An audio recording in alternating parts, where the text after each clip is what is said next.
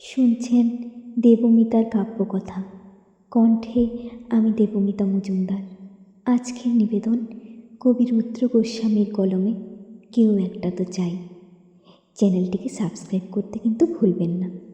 তাহলে শুনতে থাকুন আজকের কবিতা। কেউ একটা তো চাই, টিপ সরে গেলে আয়নার মতো বলবে টিপ পাকা পড়েছ। চোখের কাজল লিপটে গেলে ধরিয়ে দেবে। কেউ একটা তো চাই, পিছু ডাকবে, বলবে সাবধানে যেও। কেউ একটা তো চাই, ঘড়ির কাঁটার মতো কাছে থাকবে, অভিমান দেখলেই বলবে সবুজ পাতা তোমাকে ভালোবাসি। কেউ একটা তো চাই, ভুলগুলোকে শুধুই বকবে না, কাছে টেনে বলবে বোকা মেয়েটা, আর কিছু ভালো রাখা যত্ন নিও।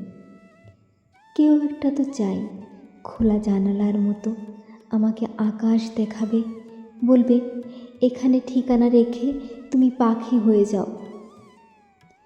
কেউ একটা তো চাই, হাওয়ার শিশির মতো